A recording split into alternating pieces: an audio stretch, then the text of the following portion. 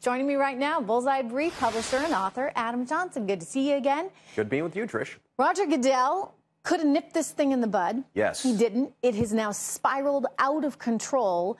At what point does he wake up and say, okay, this is going to actually cost me, us, CBS, and any other network that's trying to air these games? Oh, it is costing him, and he's already blown it. He really ought to be out of a job. I mean, think about it. The commissioner has the right to rule on every aspect of the game. The baseball commissioner is much more powerful, much more forward-acting. The NBA commissioner, much more powerful, much more forward-acting. Roger Goodell has just been sitting on this. He could have, 1 year ago, said to the ownership structure of San Francisco, you shut that down right now. And he chose not to do it. He ran away from it. And yet he didn't run away from other things. I mean, they try and wear pink socks to,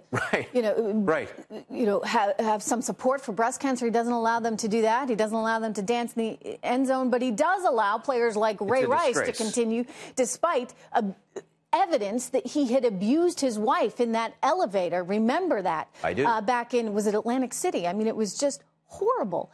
And he never really took a stand on any of the violence. He never took a stand because he doesn't want to bite the proverbial hand that feeds. You know, this is such a money machine. You know, if you look at the total revenue in the NFL, it's absolutely staggering, like $15.5 billion a year. So he just thinks this will just go away, though? I mean, the president is talking about it now. He thinks it's going to go away.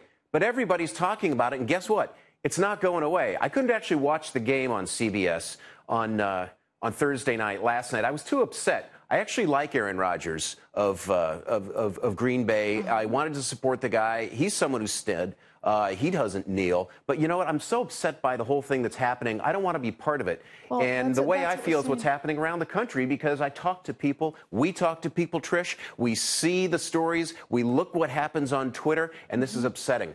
We got to take a stand.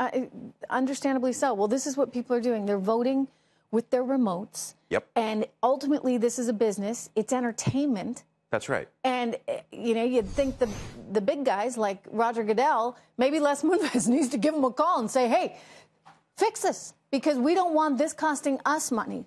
And you've got to nip this one in the bud and get the players back in line. Well, you know, think about it. For the players, the stadium is a workplace.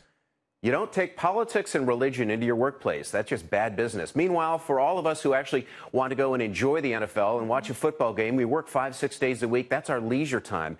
And we don't want politics or religion in our leisure time either. So you know what? It's doubly wrong. The players shouldn't be doing it. They shouldn't subject us to it. Roger Goodell needs to take a stand. And I'm proud of J.P. Morgan. God bless the analysts over at J.P. Morgan for going out and saying, you know what, I'm going to downgrade CBS because they're going to potentially lose ad revenues. And by the way, Trish, I don't know if you noticed, DirecTV has now given fans the opportunity to cancel the Sunday pass. That's right. And I applaud DirecTV for giving people that option so that they actually get their $300 back. That was a bold move. It's going to cost some money, but they're doing the right thing for America, and I respect DirecTV doing that. Adam Johnson, thank you so much.